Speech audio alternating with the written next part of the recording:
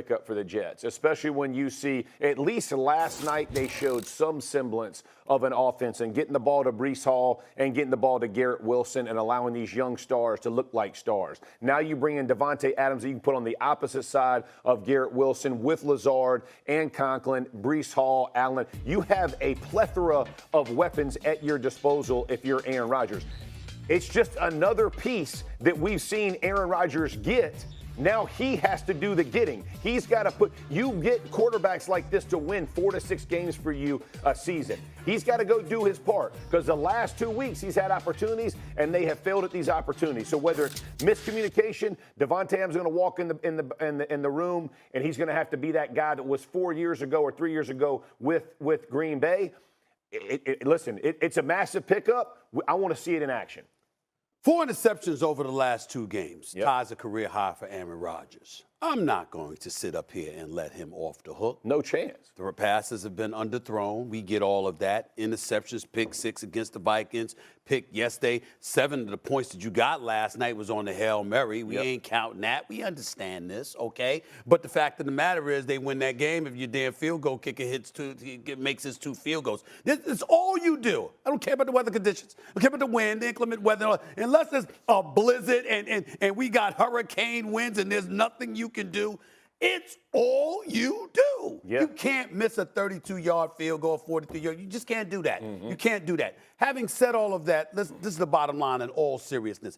I've always said he is a bad man. You know how I felt about this 4-time league MVP and stuff like that. He has been anything but this year. Right. There is no excuse for it. But here's the indictment on him. It's not just this play. It's that offseason that Shannon keeps bringing up where you had the mandatory training camp and you wasn't there. You understand what I'm saying? It's the time that you missed. It's the tone that you set.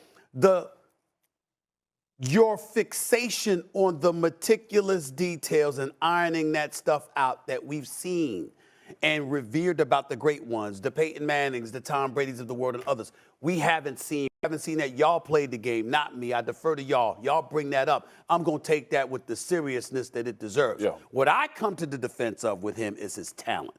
I believe him in terms of throwing the football, even right now, can be that dude that can be elite. Just throwing the football. I understand his mobility may have been compromised to some degree because of the Achilles tear from last season. Sure. But when I see this man fling the football, when I see some of the passes, when I saw a guy get popped yesterday, hit him right in his chest, but he got popped because Buffalo was all over them and what have you. There were 2 or 3 times where he put it right on target and cats couldn't hold on to the football. We got to take those things into account too. And now that you look at a Danvante Adams, and you know what he can bring to the table, and you know what Garrett Wilson could bring to the table. And you saw Breece Hall remind us what he could bring to the table when you give him the ball or run the football. Yet again, it's the latest excuse that gets to be eradicated for Aaron Rodgers. You got to show up and get it done. All I'm trying to say is that the die has not been cast. The fat lady ain't singing yet. No, for sure. There's still a chance, particularly with you acquiring Danvante Adams. And props to Woody Johnson. He comes in. Yeah. Clearly Salah wasn't his hire. You know, he was the ambassador to the United Kingdom and what have you. Let his brother hire Salah. Okay, you get rid of Salah. You call Aaron Rodgers and you like, yo, what we need to do. You call Hassan Reddick's people and say, yo, come on in the camp. Let's find a way to get you up in here. Clearly, Woody Johnson is back on the scene, and he's saying, the hell with it. We ain't going to have any excuses. He's going all in. We're going for it. He's going all in, and that minimizes even more excuses that Aaron Rodgers could have. Right, and so they're doing it with the quickness. Let's give an update here in terms of compensation, what the Raiders would give up to the Jets in order to get Danvante Adams. So it says, this is according to our own Adam Schefter, the trade for Danvante Adams is expected to get finalized today. It would be for a conditional 3rd-round pick that can go to a 2nd-round pick, I would assume, with a snap count or something like that. And so the Danvante Adams, we would assume, would be able to join the Jets as soon as, tomorrow, as long as he clears all of his physicals and whatnot. And so, Shannon, I'll let you jump in on this. The Jets adding Danvante Adams means what compared to the first thing you said today on this show? Well, unless they block better, unless they protect Aaron Rodgers better, he do a better job of protecting the football. You're talking about a quarterback that did the best job in the history of the NFL of protecting the football. When you look at his touchdown to interception ratio and the amount of times he's thrown the football, no quarterback in the history of the game has protected the football better than Aaron Rodgers. So what we're seeing is not something that we're accustomed to seeing, is a guy that protects the football, all of a sudden giving it away. As Stephen A. mentioned, four INTs over the last 2 games. 3 against Minnesota. He had 1 costly one last night.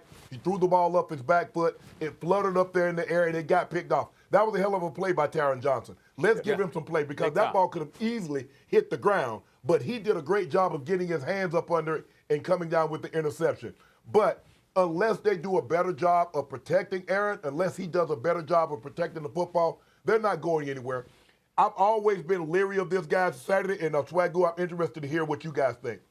When they said, okay, if we get one person, let's just say a quarterback, you're assuming that the defense is going to be just as good now as it was when you had Zach Wilson or you had Flacco, you had Mike White, all these other guys. When I look at this defense, Swagoo, they're not. They don't look the same. Are they good? Yeah, but they don't look as dominating, as suffocating as they have in years past. I'll agree with that. I will say this, though. Last night, the Bills started fast, but they held them to 3 points, and it was the last 6 minutes that they got the final 3 points. So the defense can amp it up, and they have given them opportunities in the last 3 weeks to win games. So without saying, they are not as dominant as maybe we expected, but they are still putting Aaron Rodgers in positions to win, which is a big deal. Tyron Smith had a bad day yesterday. I'm going to say he didn't play well, but this offensive line, when you get another guy like Danvante Adams and your passing games becomes more rhythmic, I do think that will benefit Aaron Rodgers. And let me say this, the conversation between Woody Johnson and Aaron Rodgers, I'm assuming went something like this on Monday. I'm all in. What do I got to do to get this thing done? I'm going to fire the coach, whatever. Okay, he doesn't say it, he does, I don't know. Who cares? But he fires the coach. He's going to bring in a new coach. He's going to change offensive coordinators, which we know that Saleh wasn't able to do. And now we're going to go get Danvante Adams. We're going to go all in on this thing. What are your expectations from now on? It's win now or don't win at all. And so Woody Johnson gets it, Aaron Rodgers gets him. And it's not just, because I want to say this too, it's not just the Tom Brady and the Peyton Mannings of the world that went on to new programs. Matt Stafford did the same thing. He leaves Detroit, goes to the Rams, wins the Super Bowl. No, hold on. But Sean McVay was there. Yeah, I mean, that matters. Okay. Offensively, but you have a defense where all you said was Aaron is the offense. He's been his own offensive coordinator. Let me tell you, Tom Brady and Peyton Manning, they don't need a whole lot of coordinating. Okay, I'm just going to be real with you. Right. Them dudes are on. Aaron Rodgers probably doesn't need a ton of coordinating. If this is on him. If this is on him. So now you've got all pieces and parts. This offensive line will be good enough to buy him enough time if they continue to use Breece Hall the way they used him last night and Allen and give some of those things. But the drops, I can guarantee you, the drops by these receivers, I think they had 14 drops, some kind of crazy number. That was what Woody Johnson wanted to know from Aaron Rodgers. The wraps from Williams, he's not being in the right place. I can guarantee you who won't be making won't be making the field. Lazard will be on that field. Danvante will be on that field. Wilson will be on that field. There's guys who'll get shuffled. You know what I mean? And I'm not blaming him. I'm just saying. I got it. It comes down to but this is the point. It comes down to personnel. You're Aaron Rodgers. If I got Breece Hall, if I got Danvante Adams, if I got Garrett Wilson, all right, and I got a familiar target in Lazard, okay, and Williams is actually the drop-off. That's exactly right. It's all on you. Mm-hmm. It's all on you at that particular moment in time. Right. And we understand that. And we know how he likes to push receivers aside, especially when they make It's actually been on him. 100%. But go ahead. It has. Let's bring in an Adam Schefter to get a little more clarity here on this breaking news in terms of the Raiders.